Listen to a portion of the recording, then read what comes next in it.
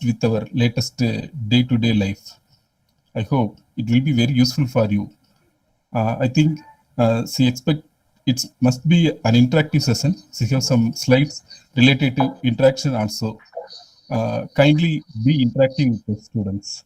Now I request Mrs. D. Vanilla, Assistant Professor for EC Department, to deliver welcome address. Welcome you, ma'am. Thank you, sir.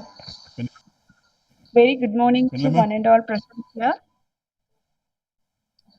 I would like to welcome you all for the fourth day of this Alumni series webinar on Turning Crisis into Opportunity, Lessons from COVID-19, organized by King's College of Engineering, jointly organized by Department of Electronics and Communication Engineering. On behalf of our management, principal, and staff members, I would like to express my warm welcome to our prestigious alumni, Ms. Vaishnavi Nagapandian, and all our participants. I take this opportunity and I am very proud to introduce our alumni and today's resource person, Ms. Vaishnavi, Senior Program Consultant, International Recruitment, PSB Academy, Singapore. She completed a BE degree from King's College of Engineering in the year 2014. She completed her MBA from University of Newcastle, Australia in the year 2015. Presently, she is working in PSB Academy, Singapore. She is having nearly 5 years of working experience in the higher education sector, including the areas of student recruitment, corporate strategy, and business development. She is expertise in market research, preparing marketing pitch, training recruitment partners on the ground, and also in public speaking. She expressed her talents in various activities, such as she is a founding member and vice president of UON MBA Business Club, Singapore. She contributed 2 articles for the first student magazine of UON's Connections 2015. She co-organized career workshops and activities for the student community at PSB Academy. She received a winner of CPA award for her outstanding academic achievement in the MBA program. She actively involved in the cultural events organized by South Asia Student Association at PSB Academy. Such an enthusiastic, positive, and elegant personality is present among us. Hope you are all eagerly waiting for the session. Come, let us join the session. Thank you. Vaishnavi, the session is yours. Kindly take over the session, please. Thank you, Vanilla ma'am. Thank you for your such sweet words. It's great to have you after a very long time. I'm still going back to all the memories of sitting in your classes and listening to you and Rajpriya sir in the class. So, okay, I hope all of you can see these slides. Okay, let me just switch on my video. Okay, great. So I hope I'm visible. Great. First of all, very good morning to all of you. Thank you so much for joining this session today. I would like to express my gratitude to King's College of Engineering for organizing the series for alumni and having me as one of these speakers. I feel very proud and it's such a prestigious moment for me. I would like to thank Principal ma'am and Shanti ma'am, Mangai ma'am, Benira ma'am, Rajpriyan sir, and all the faculty who's involved in this process. And this is very thoughtful. And thank you so much for your sweet words for the introduction. It was very kind. So for today's session, we are going to talk about. We're going to just have a session on turning crisis into opportunity and what are the lessons from COVID-19. So I think I have chosen this topic particularly because this is something that we are going through this right now. So COVID-19 has definitely has changed the ways we live, changed the way we think, and has changed the way that we work and also learn. So it's a pandemic that has affected the livelihood of most of the countries across the world.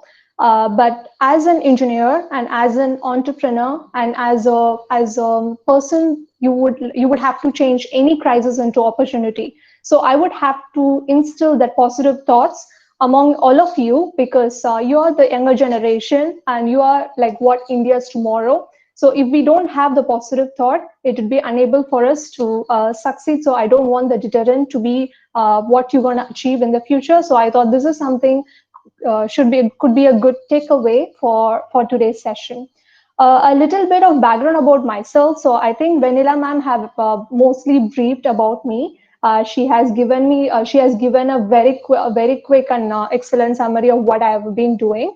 So I would not go much into detail, but just re-emphasizing. So this is Vaishnavi Nagapandian joining me for the session today, and currently working as the country manager and the senior program consultant with the International Student Recruitment Department of PSB Academy, Singapore. So PSB Academy is one of the top private education institutions in Singapore, which I had studied with. So as you know, as Vanira ma'am mentioned, I have done my MBA program from the University of Newcastle, Australia, in association with PSB. And I have also graduated from King's College of Engineering in the year of 2014 from the Department of Electronics and Communication Engineering. First, before we go on into the session, I would also like to thank the college and the department and the management, my faculty, my principal and HOD for giving me this amazing session, because I'm what I am today because of what you have sculpted me. So I know all of you had known about the Singapore visit that King's College has been organizing, especially during my time. So I was one among the 6 students who was selected for the fully sponsored industrial visit sponsored by King's College of Engineering. So if I hadn't been selected for the industrial visit that's organized by King's College, I wouldn't have been here today, and I wouldn't have been able to achieve what I have achieved in the last 5 years. So my decision to study in Singapore has only been instilled by King's. So they have given me that opportunity. So only after the visit, I have been deep diving into studying in Singapore and selecting and shortlisting the universities. So that opportunity has been given to me by King's College. So I'm incredibly grateful for that opportunity, and I would like to express my gratitude for that. Okay, so starting the session today is as I would like to start with a quote from Albert Einstein. So scientists, sorry, yeah, yes, ma'am. Change to full screen mode. Sorry. Okay. Kindly change. Okay. Can you see the slides now better? It's visible now. Thank you. Okay, thanks. Sorry for the interruption, guys. Okay, so I would like to start the day with a quote from Sir Albert Einstein. So scientists investigate that which already is. Engineers create that which never has been. So we engineers are creators, and we engineers are innovators. So we always invent things that has never existed. So to be part of the engineering field and to be as an engineer is incredible. Is indeed very proud for all of us. So I would like to start re-emphasize on that. So first of all, talking about COVID-19, I hope all of you are doing safe at this point. It has affected most of the cities. So be safe, be vigilant, and take care of you and also your family. Which means today is a session we are talking about COVID-19 because of its impact for the past couple of months, and also the impact that's gonna cause until we find a successful vaccine to eradicate the virus. So as you all know, COVID-19 is a pandemic that has affected most of the countries across the world, including India, which has been massively affected. And India is now the top 3 countries that has been worst affected by in terms of economy and also the number of cases. So it has caused a slowdown in the global economy. It has led most of the companies to shut down, affecting its liquidity and profitability. It led to job losses. It led to a mass furlough and layoff. and also the future, like the companies are thinking twice before hiring because they have tightened their belts, leaving the job seekers, especially the fresh graduates, anxious about what are the new opportunities that is like lying in front of them. So the reason why I chosen this topic is also to address that need, because what are the things that we need to prepare in during this time of pandemic, and how do we change that crisis into an opportunity. So these are some of the changes and impacts of COVID-19 on an individual and also a lifestyle. So most of you might have been in home, maybe trying to adapt to new technological trends, and also changes in the lifestyle and changes in EU due to COVID-19. But I hope that is due to COVID-19, we have been having a frequent interaction, especially with people that we haven't been talking for the past, say, like 6-7 months, because this has definitely given a lot of time and room to think and then connect to people that we have not been in touch with, because we are very busy running and we have been spending a lot of time commuting. So I think this is the right time for us to engage in a frequent interaction. And as students and also as alumni who have joined us, so I think some of them might also been engaged in remote learning and working, which we are not used to before, because we are always used to the concept of going to our office, starting our work with coffee, and starting our work at the desk, the laptop. But I think COVID-19 has changed that, and it has created a need for remote learning and working. And one good thing about the individual and lifestyle impact is you're getting time to spend more time to spend with your family and friends, especially who are very close to you. So I think it makes sense, more time with family, which unfortunately I couldn't get to because we are not able to travel at the moment. But I think most of them who are in their home place, especially who are working in Chennai and going back to your hometown, I think you might not have this kind of time that you could have ever spent with your dad or your sister, your brother, or your mom, because this has definitely be a blessing in disguise, because you get to spend more time with your friends and family.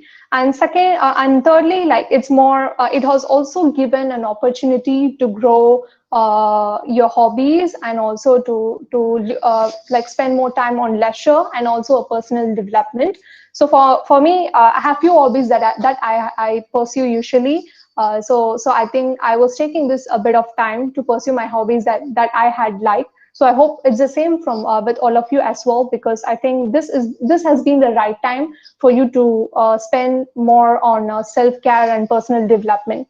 Lastly, it's digital connections, which we might have not thought a lot about it before. So we're much used to social media, maybe more on Instagram and more on Facebook, but I think we might be more used to like face-to-face sessions, because I think even during my college days in Kings, they have been regularly organizing industry workshops, bringing in the speakers, and I think we still used to go to the conference halls and we'll be waiting for the session to start. But now the things has changed. So the reason why I'm still in Singapore and I'm able to connect you with no geographical borders is thanks to technology. So it has connected anyone from anywhere in the world. So I think that's some of the impacts on COVID-19. And thirdly is it has made most of the people to be digitally savvy.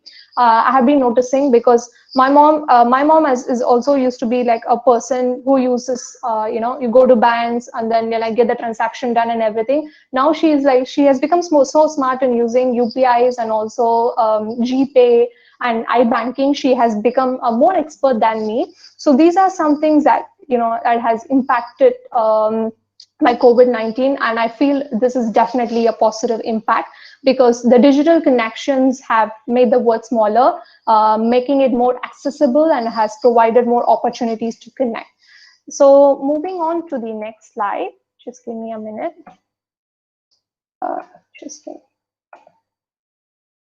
Okay, sorry, I couldn't change it. Okay, so So next is more on, let me maybe increase the size, because if I put on to slideshow mode, I'm not able to change it. Just give me a minute. Okay. Okay. So let's talk about the impact on the workplace and the future requirements, which is the main objective of this session. So what are some changes that you could expect after COVID-19, once the COVID-19 era, like post COVID-19 era? So there's going to be a change in terms of skill set requirements, and there's going to be a change in terms of what a company needs in terms of graduates when they're hiring graduates or people. And and there's going to be a change in also the priorities that's been set by the employer when they're hiring graduates. Okay, so basically, as just re-emphasizing as what we spoke, is that COVID-19 has accelerated the adoption of technology and automation. So it has actually made a lot of manual tasks to be redundant, and it has brought about a digitalization of those manual tasks, and it has brought digital communication and collaboration tools to complete the tasks remotely, which we manually do it in office and on a normal day. So there is a rapid change, and which actually leads to a lot of time savings, and also a lot of savings on the working hours. But at the same time, because a lot of things are getting digitalized, there is a strong need for IT, technical and analytical support. And especially when there is a change and digitalization, and when you're bringing in new software for people to be trained on, you also need to be ready to invest in training and development, particularly for the employees in mastering digital tools. So recently, I think many of you are working or even studying. I think Zoom might be one of the popular platforms that most of them would be using, right? So there is many such platforms that you might have been using it recently. So all these platforms, some of the students might find it a lot easier because you guys are generally digitally and tech savvy. But especially imagine getting like a mid-career professional who have been always into paperwork, or who have always been not much used to the new digital techniques. They might feel a lot difficult to go to the switch.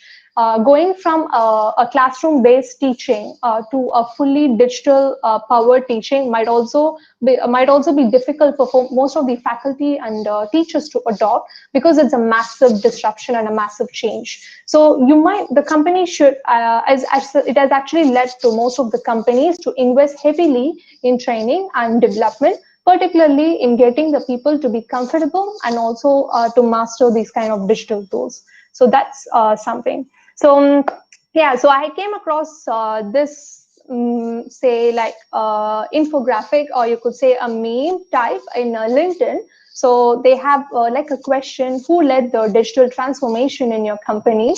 So the three options were given. So it was option A was CEO, and option A was CTO. CTO is the Chief Technological Officer, and option C is COVID-19. So even in the survey they have been running, so most of the people have opted saying that COVID-19 has actually led the digital transformation of your company.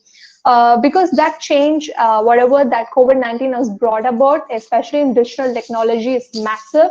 So that is some change. It wouldn't have been possible by a CEO or CTO maybe in the next 2 years, not this kind of disruption. So the digital transformation of most of the companies was successful, and it's up and running is because of the impacts of COVID-19 and most of the businesses. Moving on to the next slide. Okay, I have actually I actually know about this about impact of COVID-19 on competition, which is bringing rivals together only recently, because only when I was preparing the slide, so I was doing a little bit of research to understand what are the impacts, because mostly when you Google impacts, you will always have the newspapers and then magazines always highlighting all the negative parts, which we already know, because we know this is what it is. But what do we learn from the mistakes, and what do we learn from from what has happened, and how do we change it?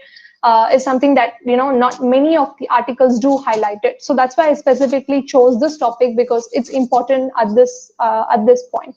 So actually, surprisingly, I came across this article piece from the Apple website. So So this is something, so the COVID-19 has actually brought two tech rivals together. So how many of you are using Android and how many of you are using iOS? Can I get a quick poll? Because just to understand, how many of you are using Android and how many of you are using iOS platforms, iPhones and Android? iOS, okay. Android, okay. Android also. So majority is Android, right? Great. Okay. Awesome. Okay. Shalini, Yashwin, okay. Okay, I think almost 90% of the people use Android phones. iOS, I think, yeah, they don't buy such expensive iPhones while we are in college. I agree. I was using Android also while I was in college. Like it was a very small Samsung phone that my brother used and they gave it to me. So it's quite usual. So they do it to us. I just started using iOS. Actually, iOS and Android are two giant rival platforms for software.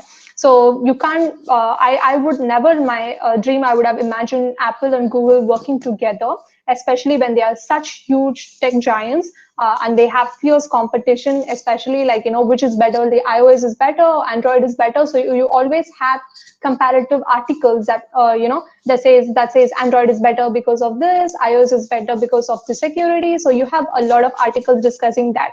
But recently, you could say, these two tech giants have been working together along with the government, along with the public health providers, and along with the developers across USA, UK, and multiple different countries to actually develop a software to track COVID-19. So they are coming up with, I think they came up because this started in April 2020 this year. So they have actually jointly developed a platform for contact tracing, leveraging Bluetooth technology. So primarily to identify, for example, if there is a person who's being affected by COVID-19, and and it has been recorded into the app in the system. So it primarily alerts all those people who are in the close proximity with the COVID-19 patient without letting them know who the patient is. So because the data is encrypted at both the ends, so you would not know which person is affected, but you will at least, when you come in close proximity of the person, you will be alerted. So you can take steps and measures, and it will also allow government to save a lot of time on manual contact tracing, because otherwise you have to sit and call them, like to say which are the places that you have visited, who are the people that you have met for the past 15 days. So it's a very long process. So what Google and Apple has done is to actually reduce the number of hours that's being spent on contact tracing, and also to make the process a lot easier. So this platform, I think the software is already being developed, but I think they are still in discussion with the different states to see how they want to integrate it into the public apps that's already that's already existing. So the app that is being used for contact tracing will be developed by the individual public authorities, by the software that's been running on the app will be developed together by Google and Android, while keeping privacy concern and transparency of the information to be as a central. So this is something I think I would not imagine that would have happened. So so this is because of a pandemic that has affected, and then bringing into these two tech giants to work on to jointly work together, pushing aside all their rivalry and thinking people is to be of utmost importance. So this has been brought about by COVID-19. So while most of the industries and businesses are affected by COVID, right? You would always have heard these many shops have shut down, these many jobs have been lost, and then a lot of people are also trying to thrive. But these are the industries that are doing really well, and also they are still hiring people because they are getting vacancies and they need more people to support during this time. So such is like say e-commerce and e-banking. I think most of you might have been popularly using Swiggy these days, because my brother is ordering every other day. He's ordering something every other day. So I think Swiggy and I'm not sure what other food delivery apps are popular in Tanjore. So one thing that I've always heard about is Swiggy. And e-commerce is all your Amazon and Myntra or every other app that you have. These are all have become very popular. Although I think they are facing a little bit. I think e-commerce apps are facing a little bit challenges with the delivery, especially with the logistics part. But I think their sales are still ongoing, and they're still getting more people to do a lot of services, to automate the services and speed up their delivery. And other is digital media and entertainment. So most of you might have been using Netflix, Amazon Prime, and I'm not sure what other things are popular. I've been seeing a lot of memes from Tamil Nadu, especially on Money Heist and other series and Dark and everything else. So I think these are the things that we are not used to it when we are in college. So these things have changed. So there is a lot of changes in terms of digital media and entertainment these days. And I think the industry is also surviving because your moms can no longer see the serials right now, everything or else at like 7 to 10 it'll be on a daily basis. You have to get to watch and put up with the torture too. But I think, I'm not sure if they have resumed it yet, but I think mostly not. So it gives you more time to watch your own series and everything that you wanted to do it. So that's which is good. And for health and wellness, especially because health and wellness is a priority during this point, so the industry is also expanding and hiring. And online groceries, I'm not sure if this has developed it in our place or not, because in my place here, when we were in the lockdown initially, so we were relying more on the online groceries, which has also expanded. So I think when you order through online, there is a lot of people who have come up with the app for you to place grocery order, and then they deliver it directly to your home. And video conferencing services, just Google Meets. Right now we are talking into it, and then Zoom and many other platforms which have become very popular. And lastly is IT services and cybersecurity. Okay, so you might I think most of you might have heard about IoT, which is Internet of Technology, and also you might have witnessed the increase in IT services, especially during the last 5 months, right?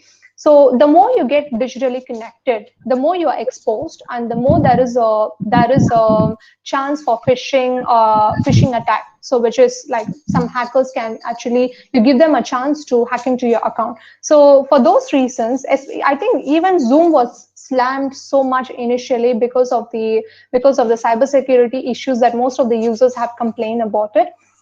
So for those reasons, I think cybersecurity has become a predominantly a major concern, and then and a focus. And there is a lot of industries and companies, especially the startups in Bangalore, they have been expanding because we have been relying so much on technology, especially in the last few months. So the rise of IT services has actually led to a transformation where you need a strong demand for cybersecurity professionals.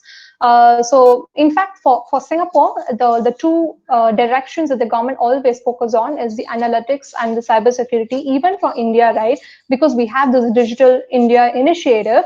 So cybersecurity and analytics are two strong platforms that the government is planning to rely on. So that's why I think a lot of services recently that the Indian government is offering have been digitalized, and there is a strong demand and push for us to go towards digitalization, hence demanding a lot of experts, especially like you guys who are in IT and computer science. Cybersecurity will be one strong skill that you will need, and it will definitely give you a good career move if you are proficient in the cybersecurity skills. So while we just spoke about it, right? So because of the digitalization that's been happening in India, so these are the in-demand skills that are required from the graduates by the employers. So this is based on the survey and research done from LinkedIn. So which are the skills that's been strongly required by the employers in recently. So one is data analytics, and next is coding. So coding could be particularly any language. So it can be Python, it can be R, so it can be any particular language. But I think if you learn the basics, learning any other language is not that complicated. I was never good in coding at any point of time. The reason I had to switch to MBA because I was offered a job in the IT. Then I think I know my strengths and weaknesses. I know I'm not good in coding, so I was like, okay. But people who are good in coding, please go for it because there is a strong demand. I also don't know how did I switch to higher education industry, but I still use whatever the skills that I have learned from my engineering degree. Thirdly is web designing, and then it's digital marketing, because digital marketing is you are addressing to the millennials of this year and the Gen Z. So you have to be very skilled in digital marketing to identify the messaging that goes in different platforms, either it's Facebook or Insta or in LinkedIn, and also to reach out to the right kind of people. And lastly, robotics is one thing that's also been identified as an in-demand skills. Cybersecurity, I think we just spoke about it, because the more the digital services and the IT services we are using, the more the demand will be for cybersecurity, because more like, which means IoT means you're connecting more devices at one point. So which is example of your Siri or Alexa, when you use Alexa to control your TV or you control your AC. So which means all of the devices are connected. So if one device is being hacked, it will actually expose the other devices as well. For those reasons, you should really understand and then analyze where is this industry going into, because India's cybersecurity industry is like booming, and there'll be a lot of people that the industry will be hiring as well. Okay, so just re-emphasizing is that for the graduates who have graduated last year or graduating this year, just remember that your future is not bleak, it's just going to be different. So the job that you might have thought 2-3 months ago might not be the same that it will be in the next few months. The things have been changing. As I emphasized in the start of the sessions, the demand is changing, the workplace is changing, the requirements are changing. So it's just that different. So what you need to do is that just be ready and just be adapt yourself to the new different. That will definitely take you to places. So what do you need as a graduate? So as a graduate, I think very strong, like the key thing, and it's very important, is to have a positive thinking. I know it's very hard because the situation that I'm facing now might be different from most of you are facing. So the situation might not be like appealing to you. It is definitely a difficult situation, but trust me, it's the same for the all. And it doesn't mean that just because the situation is very demanding doesn't mean that you should give up and you should not think what to do next. So only if you are in a positive frame of mindset, it will actually help you to think of opportunities even in the time of crisis. And secondly is motivation. I think either you should be some person who can self-motivate yourself, or I think you should need a person or a team who could motivate you. I think the team and the faculty at King's or someone who always motivate you. So the reason why they're organizing this series, bringing in different alumni who are working in different parts of the world, who are proficient in different industry, says that they're taking an effort to motivate you, to share with you what are the things that's available, and let you find an opportunity, and then the thing that interests you. So I think you should just leverage the opportunity, find the thing that actually inspires you and that you like. And thirdly is upskill or skill upgradation. So this is very, very, very important. So in the 4 years of engineering, you can definitely have a glimpse of all the 42 subjects that you have studied. But the thing that matters most is your soft skill, which is that could give you a great platform, that could give you a great degree for you to start. But that is just an entry for you to go into a job place. So what it provides you is just provides you as a gateway. But reaching a job, just because you have graduated and you have completed a degree doesn't immediately mean that, okay, fine, I'm going to hire him. It does not mean that way. So that is the gateway for you to enter a job place. But there is always a gap. So the gap might be anything. The gap actually varies from individual. So the gap might be the language proficiency. The gap might be a particular skill that is being demanded by the job. Gap might be anything. So for you as an individual is to identify that gap and close that gap. Because recently, I think most of you might have also notice that there is a lot of programs that's been like courses and short courses that's been offered online through Coursera, through Udemy, and through LinkedIn Learning, which is available for free. Which now is the right time for you to tap on all those opportunities and actually upgrade yourself with those skills that you're particularly looking for. For example, if you're looking maybe for a job particularly in automation industry or particularly in electronics or particularly in any IT industry. So you should just first identify the industry that you would like to go to. And when you search for a job, usually they list down, even if they hire the fresh graduates, they'll always list down the skills or the platforms or the software that they would expect you to be proficient in. And most of these skill sets are offered as short programs for free, for absolutely free in many online providers, which you can tap onto right now. And secondly is creating a profile and creating an individual profile for you in social media. I think all of you might be very active in Facebook and Instagram. I think I have a lot of my friends from Kings, my juniors, and then my current my classmates, and then even my seniors and on my platform. But I'm not sure how much importance is also being given to the LinkedIn, which is a very, very powerful tool. So LinkedIn, if you use it the right way, it's very powerful. All you need to do is set the right profile and also understand how LinkedIn might actually lead you to different job opportunities. Because although you have a lot of job platforms like Naukri.com and monsters.com, recently you might see a shift that companies have also been started posting in LinkedIn too. So it's very, very important for you to have a profile in LinkedIn, maybe while you're studying, whether you're in the first year, whether you're in the second year, third year, final year, doesn't matter.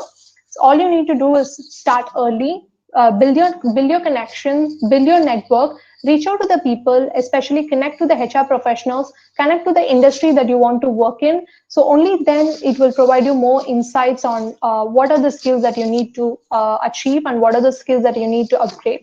Because I feel that is some platform that has always been undertapped, and that platform is not being leveraged correctly by most of the students. So back then, when we had completed, I don't even think LinkedIn was there back then. So for us, it was a more traditional way of approach while we wanted to apply for the jobs. But I think for you, the technology has brought about a rapid digitalization, and it has actually changed the ways that you are looking for jobs. So you should definitely leverage that opportunity and create a very good LinkedIn profile. Even for there is a lot of guidance and there is a lot of videos for you to guide through on how to create a LinkedIn profile. So you can actually go and Google that, and you can have a look at that. So online courses, I think we have already spoke about that. You please, if you would like to pursue any kind of online programs, it's available for 100% free. So if you have the time right now, which I don't think you will have again, just use it wisely, and instead of spending more time on online series, just allocate at least 1 or 2 hours every day just for your self-improvement and also for learning something new. Because that is one skill that's very important for you, learning something new, because that has always been something that was pushing me, because I was always interested to learning something that I did not know. So I think that's very important. Like everybody, I do not know 100% even now. So there is a lot of room for me to learn. So it's the same for everyone. I think I've also seen, whenever I go see principal ma'am, like a few times I've always seen her reading some books, reading something, referring something. So it's the same, whichever higher the position you are, it's the same, because the more higher the position you are, the more that you have to learn and you have to update yourself, and you need to know what's happening around you in the world. So that's very important. And lastly, it's also about the virtual internships. So I'm not sure if you have heard about virtual internships. So recently I've seen some of the companies or are offering you virtual internships. Most of them are paying for the interns as well. So for example, Nestle has started virtual internships. The applications have opened yesterday. So this is one company that I came across this morning. So that is then when I did a quick Google research and on LinkedIn, then I've seen like that is even in companies in Bangalore and Chennai, they have also started extending virtual internships. So if you're a fresh graduate, I think you should definitely try and apply for a virtual internship, which might be a good opportunity for you guys. See, companies should definitely be running. So just they can lay off people for 2 months or so. Ultimately, for them to carry out their operations, they'll definitely start needing people. So for them to hire you, you should just be prepared and you should just be the right person to hire with the right kind of skill set. So that's what important to you, right? So these are some skills just for us to survive, including me, for us to survive in the post-COVID world. So we have to be tech savvy, digitally salient, and we should have the language fluency. So this one I have always mentioned to most of the students that I have met in India and also in Singapore, because English at the end of the day is just a language. I know most of you are very good in Tamil, and then your mother tongue and any other language that you're speaking. But English, the reason why it's important, it's because it's a business language. Either whichever company that you're working, if you're going to type emails or if you're going to talk to a client who's from a different country, you're not going to be doing in your mother tongue, right? So it's going to be English. So we have no choice but to improve the fluency and fine tune the way that we speak. Even for me, I feel like a lot of times I'm not confident when I have to pitch especially in English, because sometimes I run out of words and sometimes it's very hard for me to cope up with the fluency. So that's why I generally try to read a lot, so I can maintain my fluency and even correct my pronunciation, because sometimes I also spell the words wrong. So it's common. It's common among everyone. It's a usual thing. And the thing, but what you need to do is that just to improve that language proficiency, because when that is one thing that's important for you to get hired, the first impression always matters. So you have to be confident. You have to confidently present yourself. So for that, language fluency is one of the most important factors. So for those reasons, just find a way for you to master English skills, because that's very important for you to present yourself. You might be very good in technical grounds. You might be one who's very strong, particularly in solving technical issues. But if you don't know how to project yourself, it will always be an issue. So English is, at the end of the day, as I told you just now, is just a language, and it's not that difficult to master the fluency. And lastly is next is adaptability and flexibility, which is very important. As I told you, we need to prepare ourselves to adapt to the new change, the new world, which is the post-COVID-19 era. And digital and coding skills, I think we have spoken about it just now, because there is a lot of digitalization that's going on, and especially the things going to change. The things which were manual before, I think after COVID, it's going to be digitalized more. So we should just be prepared and then adapt to have the digital and coding skills. And then it's understanding data. So data is something that has always not been given the importance that we already have, but most of the insights, even the strategy of the company is derived from the data. So data is very, very powerful. So you should start understanding what the data means, and then try to get a bit more insights on how do you understand the data. And secondly, lastly is leadership. So leadership is one skill, is something that you can't learn through a video, or just say you can't it's not a skill that you learn through a class. It's a skill that you need to achieve. It's skill that need to grow, and skill that you need to gradually develop. So leadership is not just being you in the top and having the people at the bottom. No, it is not that. Leader is, you need to know how to inspire people. You need to know how to motivate the people. You need to know how to get the work done. You need to know how to disseminate the work to different people, identify the strengths and weaknesses of each candidate that the team has. So leadership is a skill that you have to grow throughout, and it's a process of becoming a leader. So I think for me, I don't even think I have reached the 20% of that yet, because it's a still learning process. But I've, like, recently I've started managing my own team. So I know it's a process that it's a difficult one, and it's a lot of efforts and time that you have to put into understanding each and every person and motivating them in the way that they want to. So leadership is definitely one thing that you need to like understand and then learn. Lastly is communication and storytelling, which is also something that I'm learning, because I'm not sure if I have whatever that I've spoke for the last 15 minutes is something that that interests you, or if that, you know, was okay, it's another boring conversation. So it's very important, because the message that you have to give across to your crowd that you're speaking, it has to be a story. So it's same like how the reason Vijay song, like, let me tell a cutie story. So it's the same. So you have to inspire the people. You have to inspire people with a short story, because whatever the message that you get across, however difficult the messaging could be, or however difficult the aspects could be, it could only reach the crowd through a story. So you should always be a person who is able to narrate the story, and who are able to connect to the people, and also like communicate the message that you want to. So again, that is also not a skill that you can learn overnight through a video or a tutorial. So it's something that you have to gradually develop and understand how to connect people. Okay, so this is my last slide. So I would like to end the session today. Just remember 3 things. So knowledge is just a mouse click away, or you can say just a tap away, because right now you are also using mobile phones increasingly to learn new things.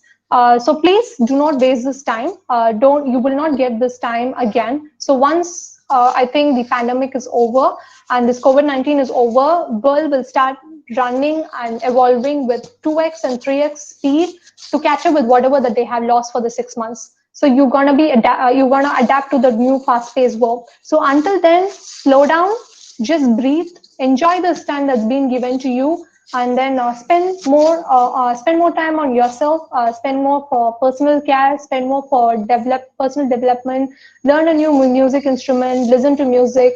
You know, this is but at the same time, learn something that you have not learned anything. So this is also the time for you to adapt and train on new skills. So if you don't know Excel, if you don't know like PowerPoints, or if you don't know how to do public speaking, or if you want to do a new language, if you want to learn Python, this is the right time. So don't waste this time, because you won't get it again. So whenever the leisure time that you get, spend on it, and make sure that you are garnering the knowledge that you wanted to. Secondly is mental health, because many of you might be staying with the family, but some of you may or may not be with your family at this point. So for all of you, because now mostly it's lockdown, and I'm not sure if you're able to travel like you used to before, depending upon the severity of the lockdown. But I think mental health is very, very important. I feel it, because staying away from home is not really easy, because I used to visit home like once in every 3-4 months.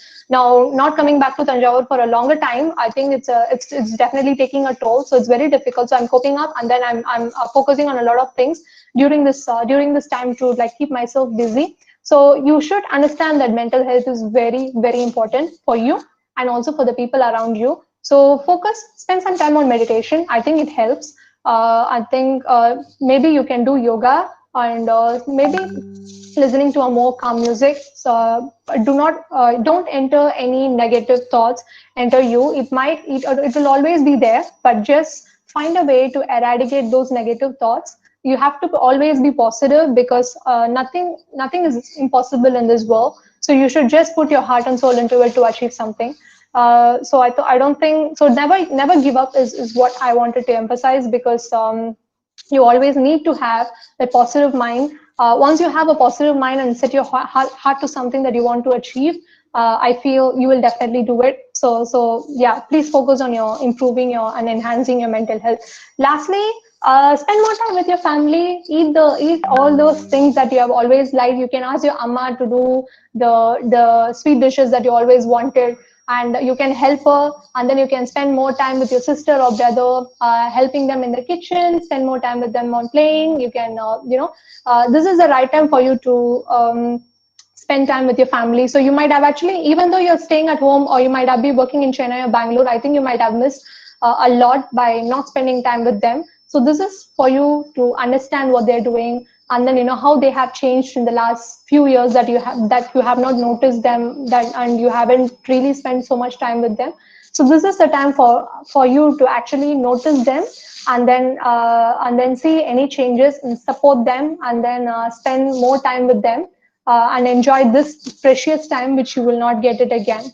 All right. Okay. So thanks once again. I'm ending this session right now.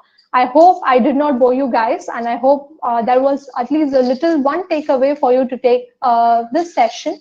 I'm really grateful for this opportunity. This means a lot to me because to be frank, I came into King's when I was during my second year, and I did first year in some other college. So not only the college accepted me with welcoming hands, the friends that I have got, the faculty that they have supported me, HOD ma'am and the principal ma'am. So the contacts that I have garnered, it's all very, very precious, because I think still I have those two friends from King's College who are very, very close to me until now. So they are the best friends that I have. So I think all these things might not have happened without the college life that I have had. So I'm feeling very nostalgic, and I'm feeling very proud for the college to provide me this opportunity, and also to do a sharing session. Thank you so much. And thank you, special thanks to Rajpriyan sir for coordinating with me for the entire session, including asking me and helping me to send the invite to. Thank you. Thank you, Vaishnavi, for your kind presentation. It's a very energetic and enthusiastic one. I hope our students got more ideas. Our principal, Dr. J. Arpudal Madam, is also online. She is watching in the YouTube also. She convey her message to you also. Okay, that's great. Thank you, sir. Thank you. And, Thank you so much. okay, If you have any questions, you can feel free to ask me now. Like, I don't know what questions will arise because it was more of a presentation, but anything that you feel that I might be able to answer, plus feel free to share it with me. I can help you answer those questions. Participants were resource person is in student interaction section in Singapore. So you can ask any questions related to that. Please, mic is open to you. Please use this session. You can ask via chat box also. Try to use that. If you have any questions, you can unmute your mic and you can ask via mic, or you can just post your questions in chat box. Then I'll be able to answer the questions.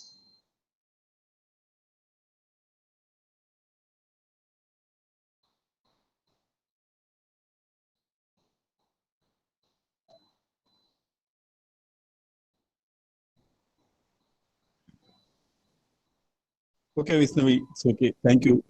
Thank you. Okay, you guys. Thanks so much. It was a pleasure again.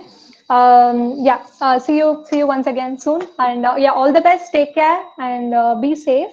And remember to wear a mask. Okay, great. Thank you. Thank you again. Bye.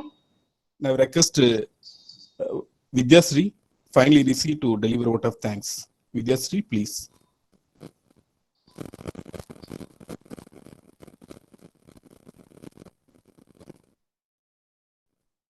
Vidyasri, are you online?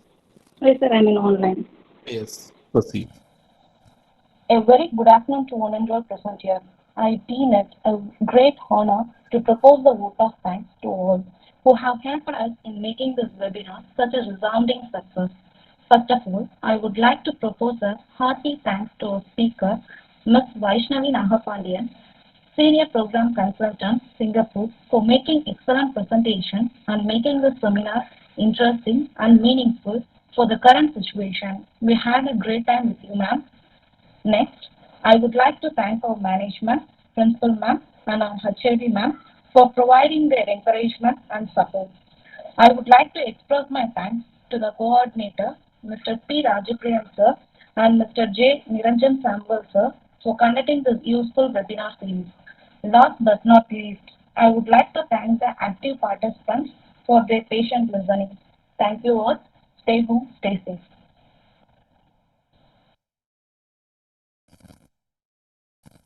Thank you, Vaishnavi, for your nice presentation and acceptance. Thank you once again. Dear participants, tomorrow kindly tune with us at 11 a.m. Tomorrow's session is a special session regarding robotics. He's from USA, Mr. Arvind Prasad. Kindly join with us. Feedback is on the chat box. Kindly fill that also. Thank you, participants. Thank you. Have a nice day. Thank you. Bye bye.